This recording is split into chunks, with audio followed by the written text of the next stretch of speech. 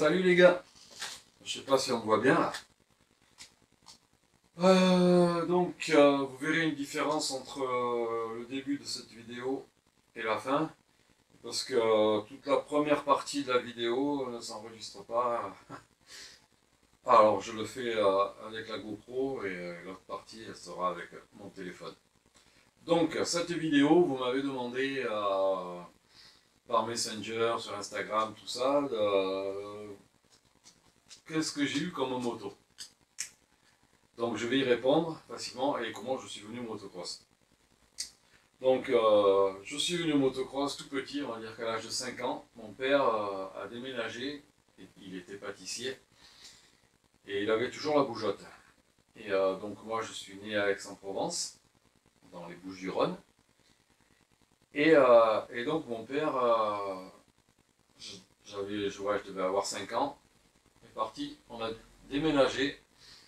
On est allé dans les Alpes de Haute-Provence, à Manosque.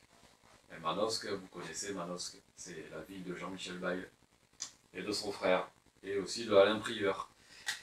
Et du coup, ben, mon père m'a mené, c'est la coïncidence, mais en plus je suis plus vieux que Jean-Michel,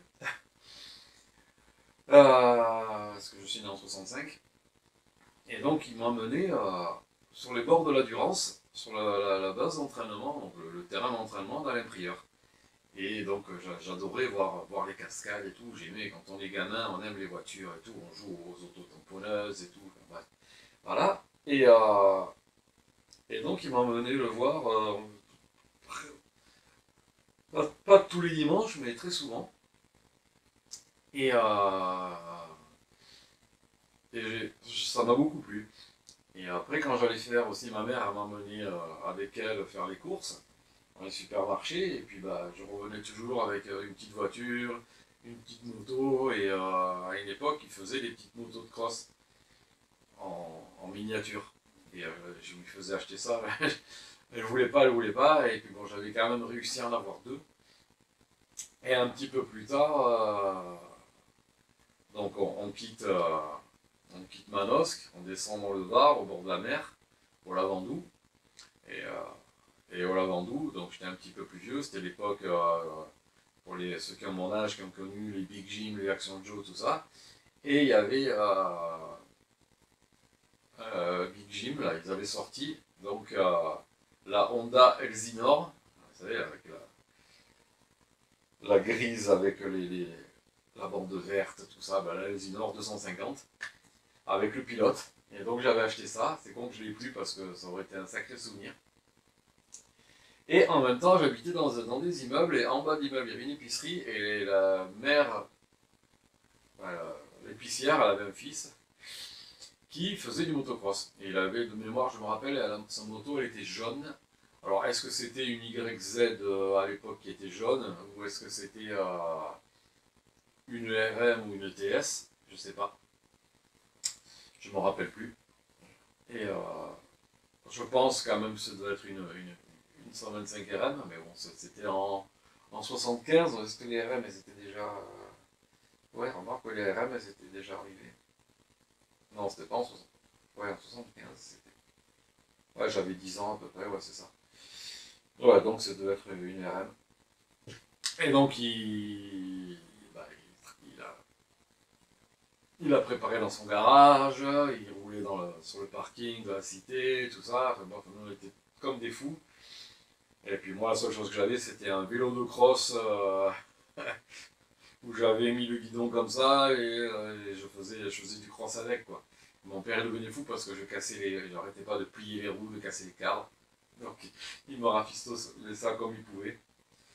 Parce que bon, on pouvait pas m'acheter un vélo de cross, quoi. Puis les vélos de cross, c'était pas encore trop... Ça commençait à arriver, il y avait si vous vous rappelez, les crickets. Donc avec la selle longue, l'arceau derrière la selle, les amortisseurs, la fourche avec des ressorts dedans, voilà, le grand guidon. Ça ressemblait plus à un vélo shooter qu'un bicross, quoi. Et ben, je voulais ça, mais bon, voilà, on n'avait pas de gros moyens, on n'en a jamais eu beaucoup dans la famille. Enfin, dans la famille, mon père, ma mère et moi. Et donc, bon, j'allais donc avec mes potes, on prenait le vélo et on allait au terrain de cross de Mangeastre, voilà, en dessous de Bormes-les-Mimosas. J'ai fait une vidéo là-dessus, vous remontez dans les vidéos, vous verrez Mangeastre. Je l'ai fait l'été dernier, j'étais allé avec mon fils. Donc voilà, donc j'allais là-bas avec les potes, et puis bon, il fallait pas que mes parents le sachent parce que c'était à moins 15 km, et puis on passait par le bord de la route quand on vélo, quand on est gamin à 10 ans, c'est pas très prudent. Mais bon. Donc voilà, après je roulais là-bas dessus, puis le vélo je le fusillais, c'est clair. Donc ensuite on est parti, donc en 1979, mon père à la bougeotte, encore une fois. Et là, il achète une pâtisserie dans le Haut-Var, hein, juste un petit peu en Haut-Var, à Draguignan. Donc on est monté un peu plus haut dans le Var. Et là, Draguignan, vous connaissez un pilote qui vient de Draguignan, c'est Gauthier Paulin. Et donc moi à l'époque, on arrive dans cette nouvelle ville, dans cette pâtisserie que mon père a acheté, la pâtisserie, il y a la pâtisserie, l'appart au-dessus et le garage à côté. Et donc mon père avait des mobylettes, il avait une mobylette jaune, une mobylette, ça y est vieille, et après il avait une bleue, la 88. Et donc là après, du coup, il s'en servait plus. Donc il m'a donné la jaune, vous savez, avec la fourche inversée, mais avec les 2 cm de débattement, et encore je compte large. Et le cantilever derrière s'en ressort, et le réservoir sous la selle. Et c'était la marque Mobylette, avant que ça devienne Motobécane.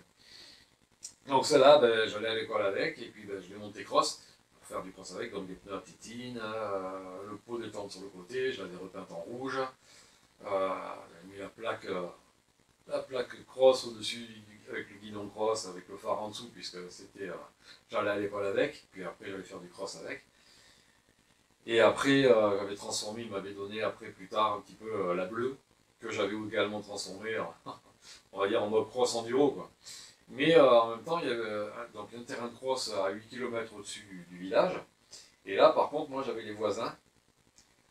Il y avait le père, la fille, le fils, le neveu et le copain de la fille, avec le frère du copain de la fille de mes voisins qui faisaient du motocross. Et donc ils étaient toujours dans la rue. Les motos, elles étaient là en bas dans leur garage à eux, juste à 20 mètres de chez moi. Et donc, bon, forcément, le garage n'était pas loin et j'étais toujours avec eux aussi. Voilà. Puis après, je suis parti avec eux sur les terrains. Je faisais du cross avec ma mob sur ce terrain de cross du Malmont. J'ai fait aussi une vidéo, donc vous pouvez la retrouver dans la liste. Et donc là, un jour, je tombe avec la mobilette, je m'ouvre la cuisse, et sur le terrain de cross, je m'ouvre le bras aussi, et puis je redescends. Et là, sur la route, un chien me saute dessus et il m'a envoyé à l'hôpital, perte de connaissance. Voilà, et donc les voisins, le soir, en rentrant, dire à mes parents, le lendemain, je ne sais plus quand ils m'ont récupéré à l'hôpital. Je suis resté quelques jours à l'hôpital. Il me dit voilà, votre fils il va se tuer, il faut lui acheter une moto, parce que voilà quoi, il va se tuer avec la mobilette, vous voyez ce qu'il fait avec la mob, voilà. Donc, avec les petits moyens qu'on avait toujours, mon père a acheté la pâtisserie, mais il avait le crédit sur le dos, puis ça marchait pas très très fort. Dans une rue un peu perdue dans le centre, voilà quoi. Donc, malgré tout, j'arrive à avoir, à 15 jours avant ou après mon anniversaire, qui est le 23 avril, en 81, j'arrive à avoir ma première vraie moto de cross, une 125 RM de 79. Vous savez ça avec les garde-boue carrés, là, que vous avez en photo. Et moi, de suite, j'ai changé les garde-boue. Bon, entre-temps, je m'étais fabriqué une moto j'avais acheté un cadre à ferraille, j'avais acheté un moteur, une fourche, ça, le cadre, je n'avais pas payé cher. Je crois que je l'avais payé 20 francs, à l'époque, c'est que dalle, 20 francs. Et par contre, j'ai acheté la fourche, 150 francs, le moteur dans les 200 ou 300 francs. Bref, et ça, à chaque fois que j'avais un petit peu d'argent de poche, j'allais donner les sous à la casse moto pour le moteur et au magasin moto où je suis devenu mécano après.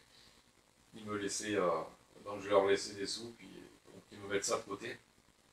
J'avais récupéré les roues, je récupérais les pneus, les vieux pneus, les pneus cross à la taille des roues qui étaient jetés à la poubelle du magasin de cross, mais qui n'étaient pas... Ils étaient usés pour un gars qui faisait du motocross, mais pour moi, pour monter sur une moto que je me construisais, ils étaient encore largement utilisables. Donc, mais bon, cette moto, je l'ai construite, une fois qu'elle était finie, je l'ai emmenée sur le terrain, et puis bon, bah, ça avançait pas, quoi. Limite, je préférais le motocross, parce que le motocross, j'avais laissé les pédales, c'était mieux. Mais l'autre, le 50, c'était un moteur de 50 Caïman, je sais pas si vous avez connu. Le moteur, je sais plus la marque du moteur. C'était pas un Rotax, c'était je me rappelle plus. Je sais plus. Bref. Et donc, cette RM125, la première, je la trouvais magnifique, même qu'elle était moche. Mais elle était rincée, la moto. Et pourtant, c'était un modèle 79 et je l'ai eu en 80. Et on va dire, ça faisait 15 jours que je l'avais. Mon père m'amène le matin, donc le dimanche matin, il travaillait, donc avant de s'arrêter pour dormir, s'arrêter vers les midi. C'était le matin à la boutique avec ma mère. Et donc il m'a amené à 8h, à peu près 8h, 8h30 sur le terrain, et puis il venait me rechercher le soir. Et là, comme on était au mois d'avril, il faisait tard déjà, au moins jusqu'à 18h, tranquille sur le terrain. Et ce jour-là, vers les 11h30, par là, pas loin de midi, en roulant, d'un coup je perds le pied, je m'arrête, et en fait j'avais arraché, donc un bout de cadre, le repose-pied était soudé dans le cadre et ça avait tout arraché. Donc là, un pote qui était là à moi, il a pris sa mob, il est descendu voir mon père avant qu'il se couche. Et mon père est venu me chercher. Donc on avait fabriqué la remorque avec un essieu d'Austin Mini. Et donc dans leurs clients, ils avaient quelqu'un qui avait une ferronnerie. Et donc le gars a été super gentil d'ouvrir son local et de me ressouder le cadre, le repose-pied au cadre. Un dimanche entre midi et 2, quoi. Et mon père a bien été gentil de me remonter après au terrain pour revenir me chercher après, pour que je roule l'après-midi. Donc voilà, ça c'est la première anecdote. Après, après cette moto, j'ai pété le moyeu arrière. Et le moyeu arrière, je ne le savais pas, je ne connaissais pas encore bien la mécanique. Hein. Parce que là, j'avais 16 ans. Et sur les motos de cross, je ne connaissais pas bien. Et en fait, les anciens m'avaient dit, il faut toujours mettre des vis neuves à la couronne et des mille stops, des rondelles et de la loctite. Toujours vérifier que ça ne bouge pas. Et donc je peux vous dire que depuis, ça a toujours été fait et ça n'a jamais plus bougé. Et donc j'avais fait réparer, j'avais acheté un moyeu, j'avais fait faire le rayonnage, il m'avait dévoilé la roue, tout ça, ça m'avait coûté une fortune. Donc à partir de là, je me suis dit, prochain problème que j'ai sur la moto, je me débrouille pour me le faire moi. Et le prochain problème, ça a été que d'un jour à l'autre, la moto n'avançait plus.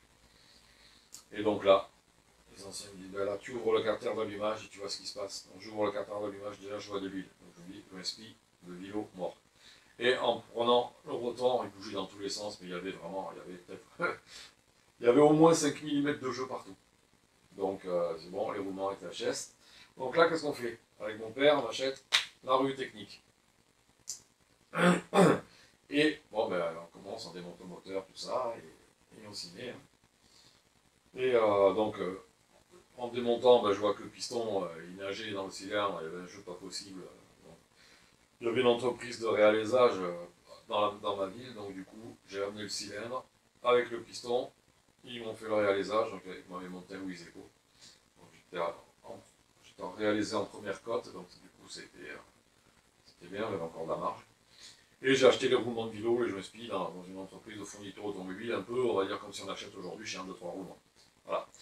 Et la moto elle a mieux marché et tout, puis bon, puis je l'ai revendue pour avoir le modèle, la 125 RMZ en 82, toute neuve. À partir de là, j'ai eu que des motos neuves, jusqu'à celle-là.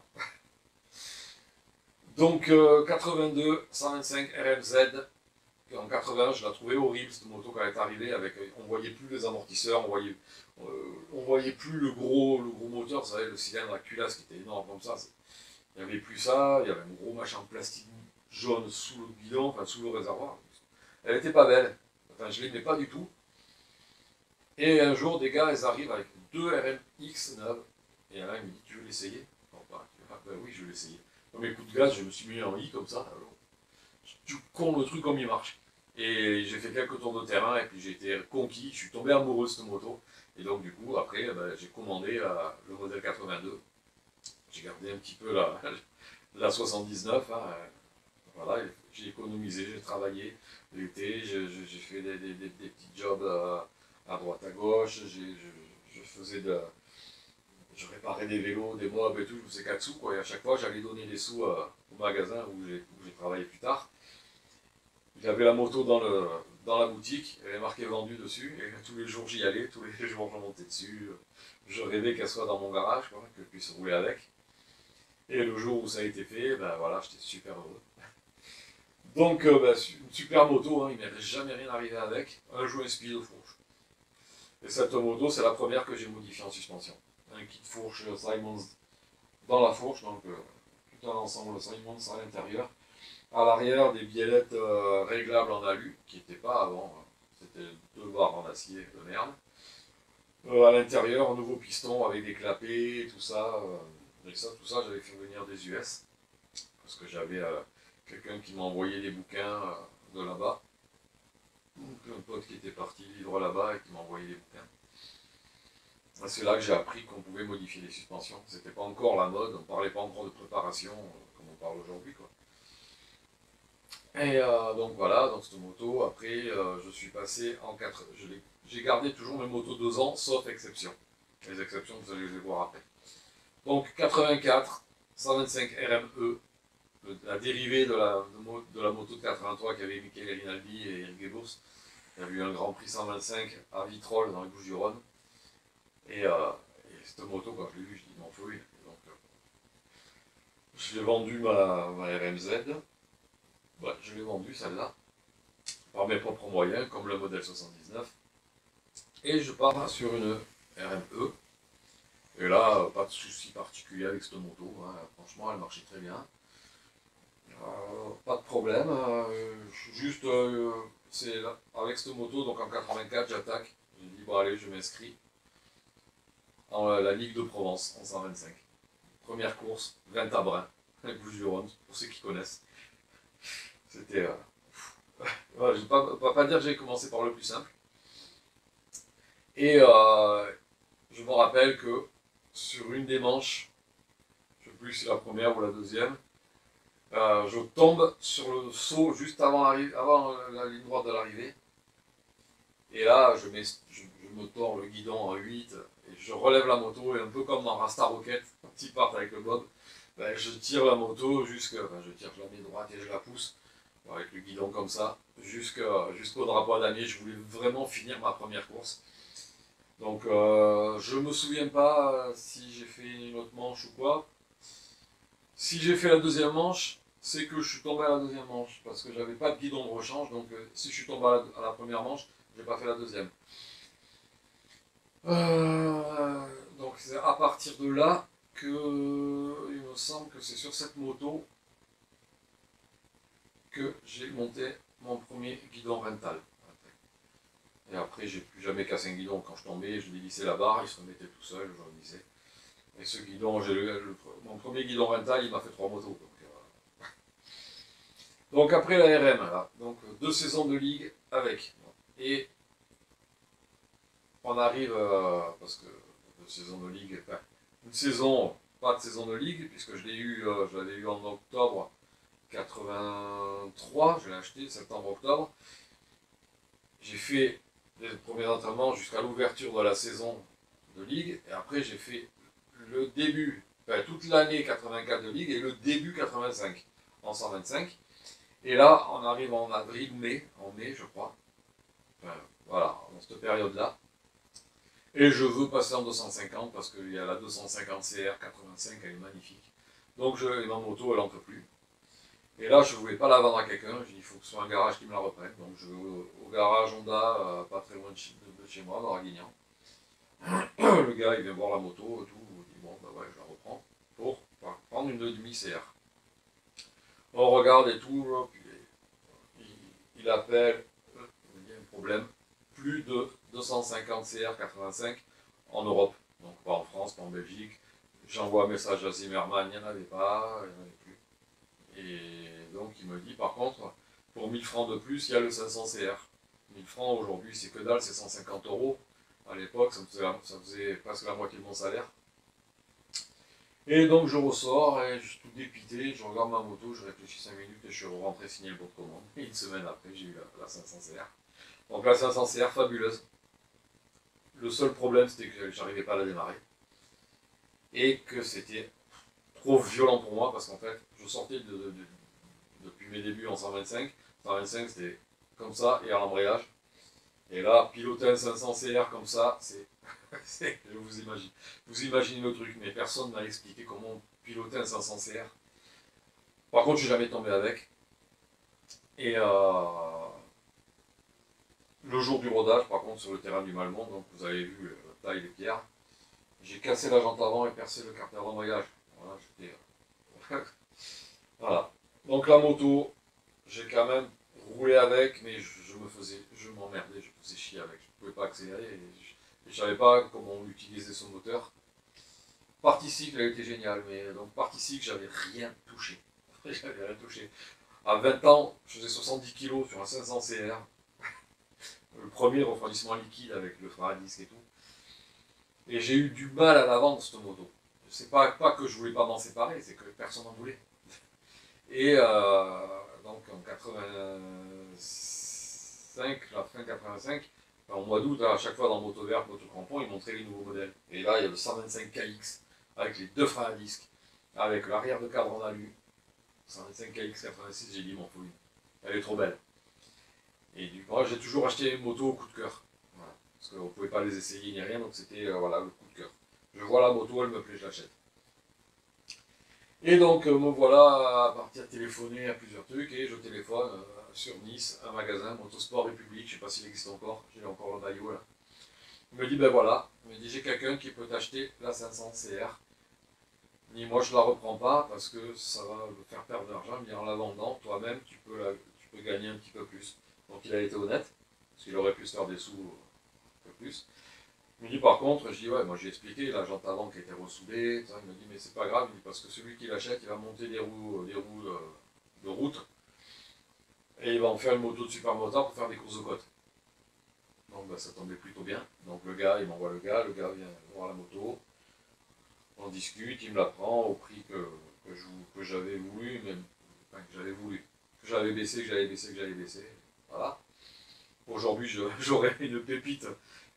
Sachant que la première 500 CR liquide, c'est un mythe cette moto. Je pense pas qu'il y ait eu mieux après, puisque le moteur ça a toujours été le même après. Donc j'aurais de l'or là dans le garage, mais bon. Bref, je pars sur la 125 KX86. Première course avec la moto, elle avait 3 semaines, à peine rodée. Premier supercross de ma vie, à Toulon. Je passe les détails, les essais, tout ça, et sur, je sais pas si c'était le manche qualif ou quoi, sur un saut, il y avait un saut, il y avait la ligne droite, ça partait à gauche, il y avait un saut, genre un saut à plat, hein, saut qu'on saute et qu'on tombe sur le plat, et plus loin il y avait une table pas comme ça, mais un peu comme ça, genre un double, voilà, vous m'avez compris, une table creuse, c'était pas un double, mais c'était... et plus loin, il y avait encore une gauche, le virage en appui, et derrière le parcours. Et là, j'arrive donc, je sais pas, quelques tours, et d'un coup, bon, ben, j'ai dit, allez, on envoie la sauce. Je prends ce saut-là, et je comptais tomber, faire un enchaînement et tomber sur la table. Et en fait, je prends ce saut, donc comme ça, je pars un petit peu sur l'avant, je comprends pas trop, mais bon, je rétablis, je mets un coup de gaz, et je vois la table, je dis, bon, ben, ouais, et je vois que j'ai passé la réception de la table, et je vois en face de moi l'appui du virage, mais je suis encore en haut, le virage il est là. Et en fait, bon, du coup je pouvais pas tourner.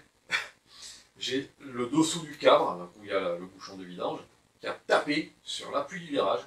Et je me suis satellisé, je suis passé entre, voilà, ça c'est, il y avait un camion là, une voiture là avec une remorque, je suis passé entre les deux.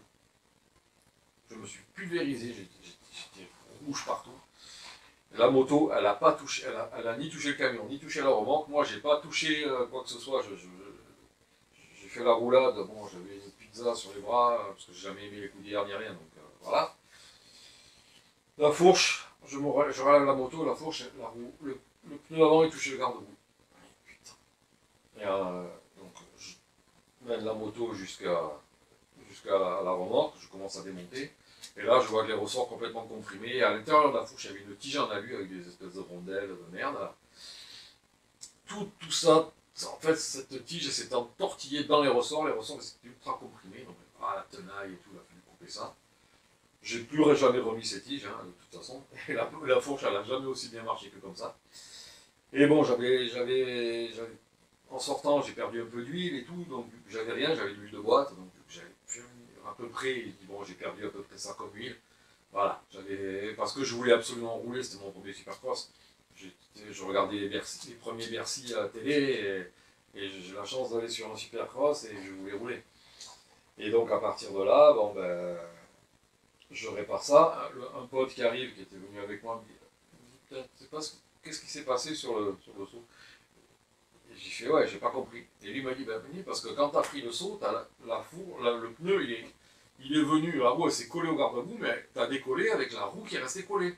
Ben, moi, je ne l'avais pas vu sur la moto. Et tout le saut en l'air, j'avais la roue qui était comme ça. Et du coup, c'est l'amortisseur, il s'est détendu, j'avais la moto qui était... J'ai pris la bosse comme ça, quoi. Et du coup, ça m'a limite faire un front flip, quoi. Le front flip, je l'ai fait à l'atterrissage sur l'appui du virage. J'aurais pas eu l'appui du virage, peut-être que je m'en serais sorti. Mais là, c'était impossible à récupérer. Bon, voilà, donc en fait, sur l'appel du saut, la fourche, elle a claqué, j'en sais rien, ça a tout comprimé, les tiges se sont tordues à l'intérieur, et elles m'ont coincé les ressorts. Enfin, bref, j'ai quand même ramené une coupe. Coupe, elle est là. Il y avait marqué au-dessus, au pilote le plus casse-cou. Et quand j'étais rentré, mon père, il a dit, ils se sont trompés, ils auraient dit marqué au pilote le plus casse-couille. Donc voilà, et cette moto, donc après une course de ligue à la phare les Oliviers, je pète l'axe des Biellettes. Parce que chez Kawa, cette année-là, ils avaient eu la bonne idée de faire un axe. Et un axe avec une rainure au milieu, avec un graisseur sur la biellette, pour graisser le truc. Seulement, à chaque fois, elle pétait là. J'en ai changé 4 ou 5, ça pétait tout le temps. Donc j'ai pété sur ça, donc j'étais sur Tretz, dans les Bouches-du-Rhône, chez mon cousin. Donc mon oncle, qui était maçon, il avait un fer à béton, à peu près du même diamètre. On avait percé 2 trous, rondelles, goupilles, et j'avais pu faire le lendemain, parce que j'avais été roulé le samedi, et le lendemain, il y avait la course. Et j'étais engagé et tout, je dis bon, voilà. Donc j'ai roulé avec du jeu dans le truc, mais bon, mort pour mort, voilà. Donc après, j'ai changé ça, et j'ai pas arrêté de les recasser jusqu'au jour où je dis ben, je vais me faire fabriquer un axe, et à partir de ce moment-là, ça n'a plus jamais cassé. Et donc, ben, cette moto, ben, pareil, je l'ai usée jusqu'en 87. Parce que je l'ai eu, donc, pareil, les motos, je les savais, elles sortaient au mois de septembre-octobre. Donc, je l'ai acheté en 85 et je l'ai vendu en 87. Je crois vers le mois de mars, par là. Elle était fusillée, donc j'étais et là, j'avais commencé à travailler dans le magasin Street Moto, si vous avez connu, à Draguignan, où j'allais avant, tous les jours, après l'école et tout, j'avais fait mon stage aussi pour l'école. Et donc avant que ça change de propriétaire, j'avais été embauché là-bas, après ils m'ont gardé, les nouveaux propriétaires. Et donc, les nouveaux propriétaires, bon, ils faisaient agent Kawasaki aussi. Et j'ai dit, tiens, je voudrais prendre un 2,5 KX. Mais ils n'ont pas voulu, ils ont dit, ah, nous on fait quand même Suzuki, KTM, faisait aussi d'autres marques, des trucs de trial, Montesa, tout ça, Fantique. Voilà. Et je voulais pas de RM de 50, donc la KTM elle me faisait quand même de l'œil, elle de 50 MX de 87, avec des suspensions WP, jantes Excel, les freins de Brembo, tout ça, et bon, ben, final, j'ai signé, j'ai signé le bon de commande et puis voilà, eux, ils se sont démerdés de vendre la KX. Mais la KX, je voulais pas la vendre à quelqu'un parce qu'elle était voilà, fusillée. Pourtant, mes motos, je les entretenais. Je peux vous dire que j'ai toujours entretenu mes motos parfaitement, mais quand ça arrivait à la fin, c'est pas qu'elle était raide morte, c'est que ce problème de billette, ça m'avait saoulé, et c'est que j'avais aussi arraché le bouchon de vidange, que j'avais fait réparer. Et rien que le fait de savoir que le truc avait été réparé, ça me saoulait là. Ça me plaisait pas. Je voulais pas avoir une moto avec un truc ressoudé, quoi. Donc, ça tenait, mais bon, voilà, c'est psychologique. Et donc, bon, cette KT, j'achète la moto. Le truc, c'est qu'on ne pouvait pas essayer les motos avant à l'époque, hein. Et je me suis pas senti bien dessus dès le départ. Si le cul, la triangulation guidon, selle, repose-pied, je n'aimais pas. Mais bon, t'as acheté la moto, bah, tu vas rouler avec, hein. Et donc, je commence à rouler avec, je fais les courses, la ligue et tout. Impossible, cette moto, en ligne droite, impossible de passer les rapports. J'ai été obligé de couper les gaz, de prendre l'embrayage, de passer la vitesse, de lâcher l'embrayage et de remettre les gaz. Donc je gagnais du temps sur les sauts et dans la partie technique, les virages, tout ça, mais dès qu'à une ligne droite, on aurait dit que j'avais un 80 cm recul. Et tout le monde me passait comme ça. Donc c'était saoulant. Après, Supercross, j'avais fait un Supercross à Digne avec. Bon, c'était pas trop bof, parce que là il nous faisait sauter une rivière et tout. Enfin moi, il nous prenait pour des cascadeurs à l'époque, hein. C'était les débuts du SX, on va dire. Enfin, 87, ça faisait un petit peu quand même que ça avait commencé au niveau international avec Bercy, tout ça, mais en France, bon, ils se lançaient là-dedans, les organisateurs. Et donc après vient au mois d'août, Supercross de Tresse dans les Bouches-du-Rhône. Là il y a ma famille, parce qu'ils habitent là-bas. Mon cousin, mon oncle, ma tante, ma cousine, leurs copains. Et un pote à moi, Serge, que je te salue si tu vois la vidéo. Et deux copines qui viennent. Voilà. Et donc nous, ben, on essayait de faire les jolis cœurs et tout. Puis bon, moi, voilà, ben, c'est une course. Il y avait les essais l'après-midi, puis première manche le soir en nocturne. J'étais en catégorie de demi, sur la grille de départ avec moi il y avait des beaux noms, des gars qui roulaient en championnat de France et tout, je dis bon. Mais bon, c'est pas grave, hein, tu t'inscris, tu vas, tu fais ta course, et puis tu vois. Donc je me mets en grille, voilà. La roue avant, donc j'arrive comme ça, et je tourne à droite, et la roue qui se bloque. Mais je me suis dit, bon, ben, j'ai mis la roue sur un caillou, et ça, c'est juste ça, donc je tire la moto, je la mets droite, je me mets en face de ma grille et tout. Le drapeau, tac, la grille tombe, je pars, donc ligne droite, un gauche, et là, je fais ça, et je vois personne. Je dis, putain, j'ai volé le départ. Et en arrivant dans le virage, donc de droite, je mets comme ça, et je regarde, et je les vois tous arriver. Je dis, putain, t'as pas volé le départ, t'as claqué le shot. Mais ça craque shot parce que j'avais personne au cul directement. Personne ne me menaçait directement. Là. Je sais pas comment je suis parti. Premier shot de ma vie, j'en avais jamais fait. Donc vous avez le cœur. Donc une table, un gauche, 90 degrés, 180, ce que je dis, 180 degrés, même pas. Non, 180 c'est ça, 360 degrés. Et la même table de l'autre côté. Donc ça faisait, voilà, hein, deux tables, une comme ça, et là, un droite. Donc, je saute la deuxième table, je vois les autres qui prennent la pelle de la première. Donc moi, dans la pelle de la deuxième, on s'est croisés sur les tables, en fait. Donc c'était pas loin derrière, hein, quand même. Premier virage à droite, boum, je tombe. La roue qui se bloque, là, vraiment. Comme si j'avais mis un gros coup de frein. Et là, bon, ben, le premier, déjà, il me passe, hein, le temps de me relever et tout. Supercross dans la caillasse, je sais pas si vous imaginez. Donc, allez, je me relève, je suis pas dernier. Là, ça repart à gauche. Bon, je prends le virage, tout se passe bien. Quelques oups, il y avait 5-6 oups, pas des gros trucs, hein, juste pour te secouer les bras, pas du vrai oups, quoi. Et là, je prends revirage à droite. Là, je prends l'inter pour essayer de... Parce que j'en avais qui étaient autour de moi et qui prenaient l'extérieur et tout. Je dis, bah, histoire d'eux. Et là, à l'intérieur, et boum, je retombe encore une fois. Et là, je relève la moto, je suis dernier. Et je vois la durite de frein avant qui fait ça. Et, putain, c'est bon, j'ai pété. Et en fait, ça m'a arraché la durite au niveau du mètre cylindre. C'était vraiment mal foutu là-dessus, parce qu'il y avait le mètre cylindre, et là, le banjo, c'était un petit machin comme ça, en laiton, tout fin, avec la durite ici au bout, le moindre choc. Bref. Donc, je fais quoi? On était dans le début du premier tour. Et puis je suis dernier, je dis, bah, bon, ben, écoute, je vais continuer la manche, tant pis, j'ai plus de frein avant, je vais gérer avec le frein arrière et faire comme je peux, quoi. Et donc j'ai continué, j'ai fait toute la manche comme ça. Et arrivé dans la série de hoops, j'arrive à la première série de hoops, comme ça. Putain, c'est impossible à passer. Et vas-y que je galère et tout.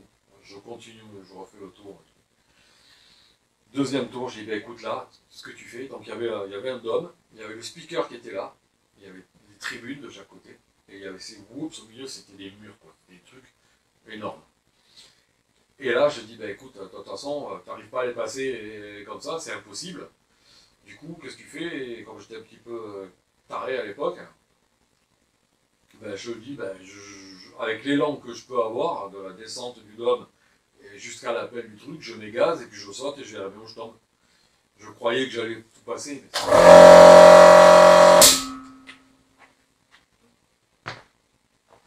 Je croyais que j'allais tout passer, mais en fait non, c'était trop long. Il n'y avait pas assez d'élan.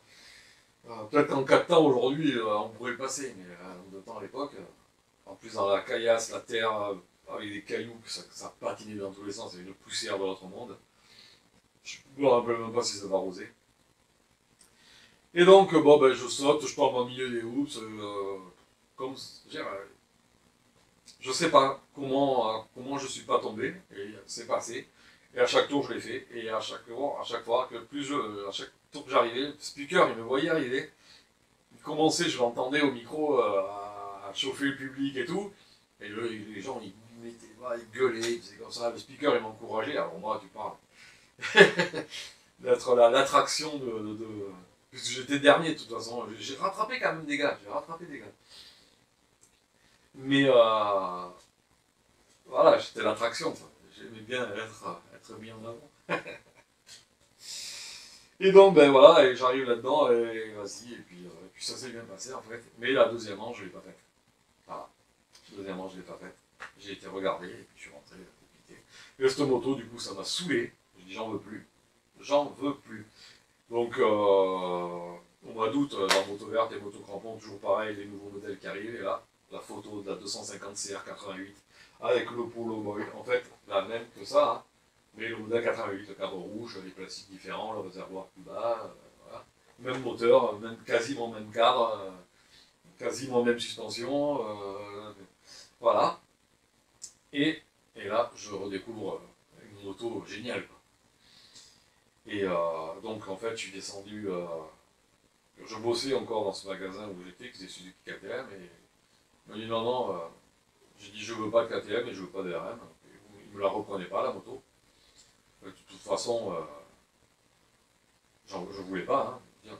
S'il me reprenait la KT, c'était pour reprendre une KT ou pour reprendre une RM, et je voulais pas de RM. Peut-être que j'aurais dû. Même peut-être que j'aurais dû, au lieu de prendre la KT, j'aurais dû prendre une RM. Mais bon, je descends une après-midi chez Honda à Toulon, chez Guignan Baudet, je ne sais pas si vous avez connu, ça existe encore. Moto sur la remorque. Je vais voir le patron, je dis ben voilà, j'ai la moto. Voilà. Elle était nickel, hein, vous voyez, cadre blanc, la selle blanche avec les lignes orange fluo, le numéro 21. Elle était comme pour le dernier Supercross que j'ai fait, la dernière course que j'ai fait en plein mois d'août. Et là, il dit, voilà, il voit que la moto elle est nickel et tout, hein, donc j'avais tout réparé, le frein, machin, tout ce qu'il fallait. J'avais modifié quand même le raccord banjo, j'avais pas remis leur merde de trucs comme ça, j'avais fixé directement la durite au mètre cylindre. Moi ça bougeait plus et puis j'avais fait une protection. Et donc bah, il m'a dit ouais c'est bon, il me la reprend, et puis j'ai signé le bon de commande et j'ai pas beaucoup perdu sur la KT pour prendre la CR. Et donc après, bon, ben, j'ai eu la CR, et là, jamais le moindre problème. Si juste une fois, j'ai bouffé les plaquettes de frein arrière.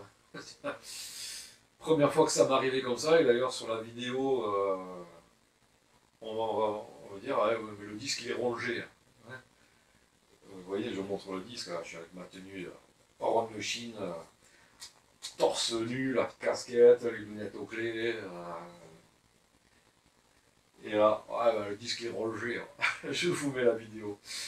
Comme ça, vous allez un peu rigoler.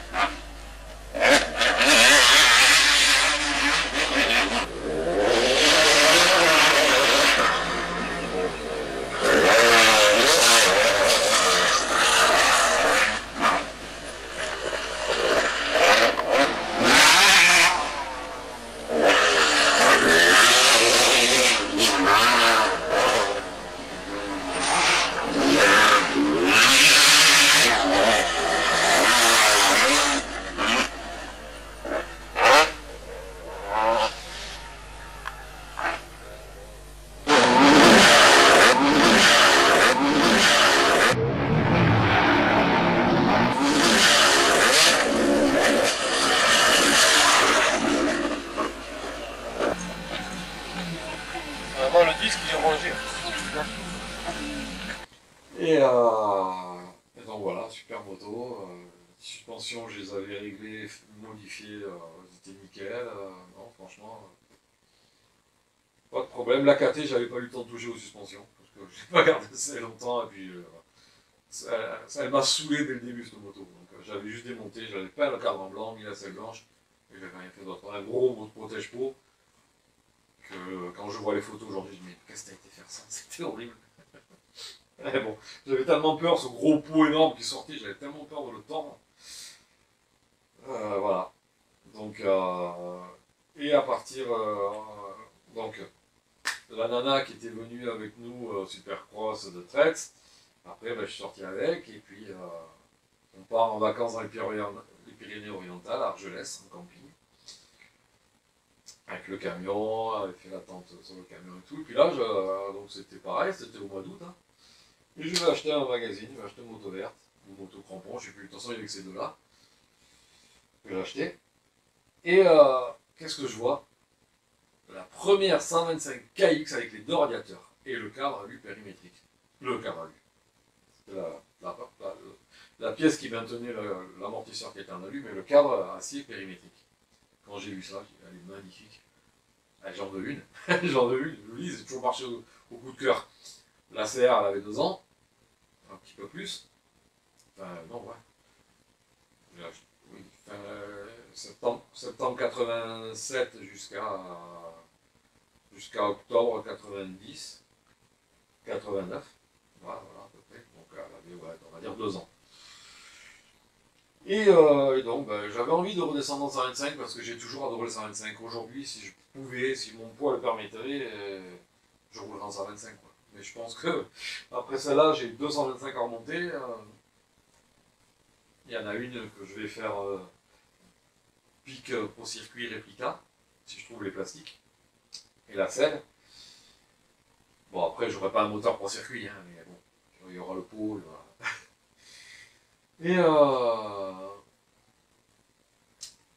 Et donc, j'achète cette Kawa, et cette Kawa, ben, voilà, c'était le top. C'est la meilleure moto que j'ai eue. Et si aujourd'hui, j'en trouvais une, quelqu'un me dit, Max, j'ai une 125 KX 90, je serais prêt à l'échanger contre ma 450 CRF 2013 avec toutes les pièces qu'il y a dessus. La moto, elle coûte une blême, là, avec tout ce qu'il y a dessus. Je ne vous donne pas le prix parce que, bon, voilà, mais en privé, ça serait possible. Et ouais, c'est vrai que je serais, si la KX est en bon état, ouais, je serais capable de craquer. Un modèle 90, rien d'autre. Et donc, ouais, voilà, c'était... je vous explique la suite dans la vidéo que j'ai enregistrée, la deuxième partie, que cette partie-là que je viens d'enregistrer a planté, que je vous fais à la GoPro. La suite sur le téléphone. Allez, je reviens.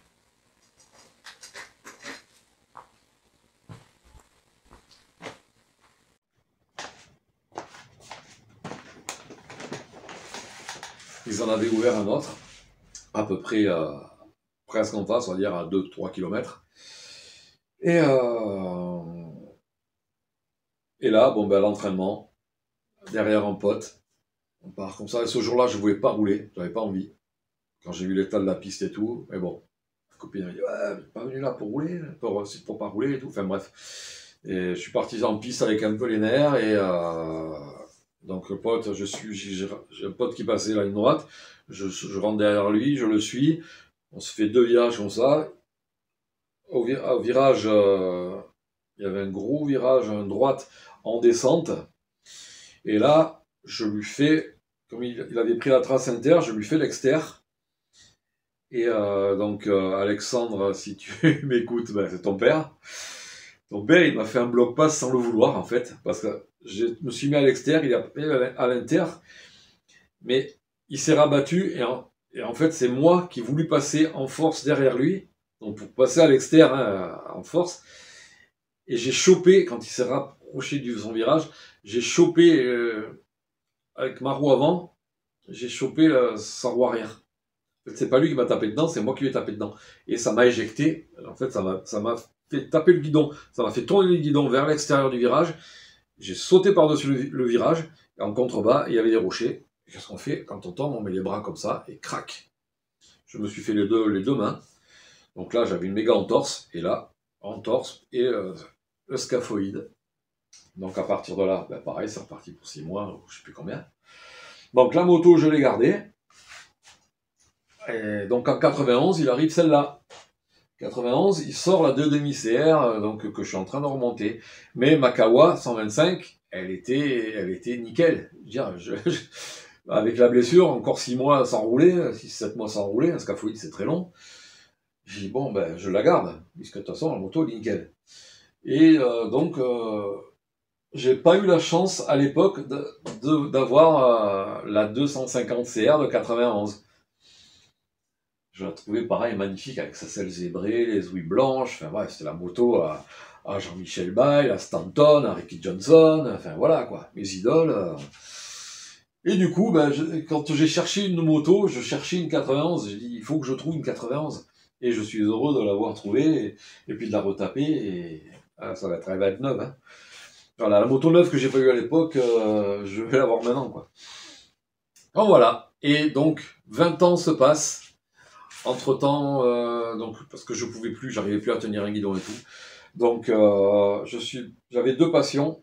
Après, la mécanique, ça m'avait un petit peu saoulé de travailler chez les autres. Donc, je faisais des trucs pour moi. J'allais m'occuper des motos de mon cousin, j'allais des motos de potes, tout ça, faire des suspensions, des moteurs, etc. Mais en même temps, j'avais une autre passion qui était la musique. Vous voyez, ce t-shirt là, Underground Resistance. Ça, c'est les pionniers de la techno, on va dire. La vraie techno, pas du Guetta et compagnie. À Détroit.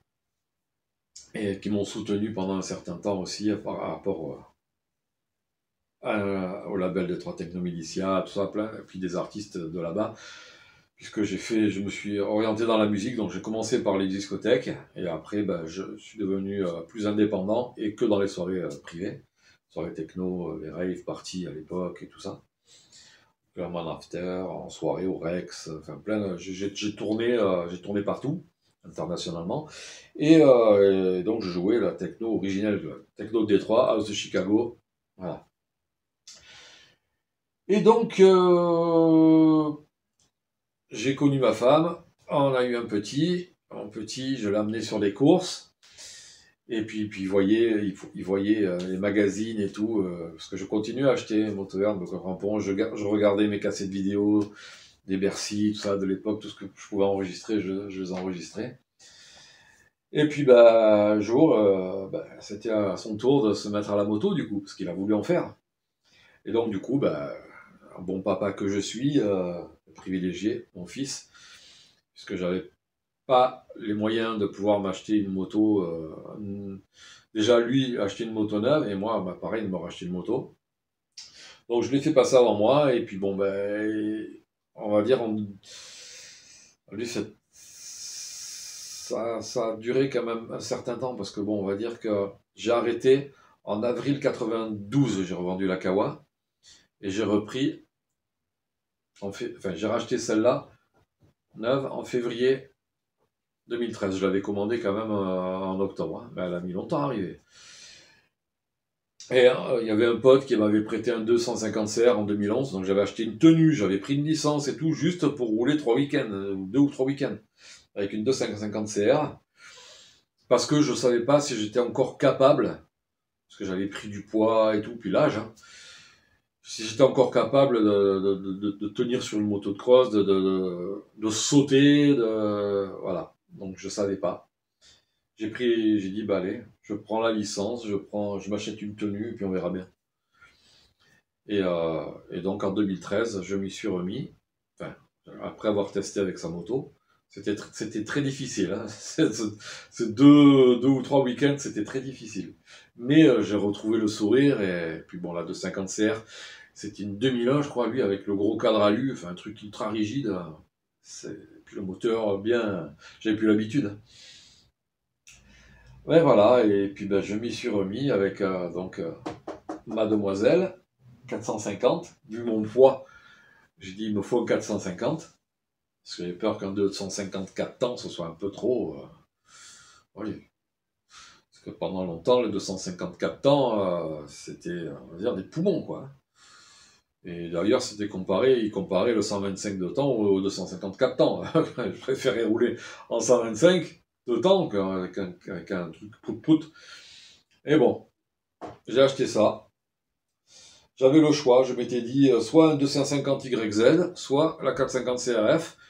Parce que quand j'avais vu les photos, elle m'avait plu, elle était magnifique, en 2013. Et j'ai dit, bon, ben, puisque je peux acheter une moto, donc si elle est vraiment comme dans le magazine, ben, j'achète celle-là. Si elle n'avait pas été comme dans le magazine, je serais en possession d'une 250 YZ 2013. Voilà. C'est peut-être le meilleur choix que j'aurais dû faire, que j'aurais pu faire aussi. Et bon, on en arrive, donc on est en 2022. Je me remonte ça, et puis après, bah, on va les rouler. Et puis voilà, je vous salue, mes amis. À très bientôt.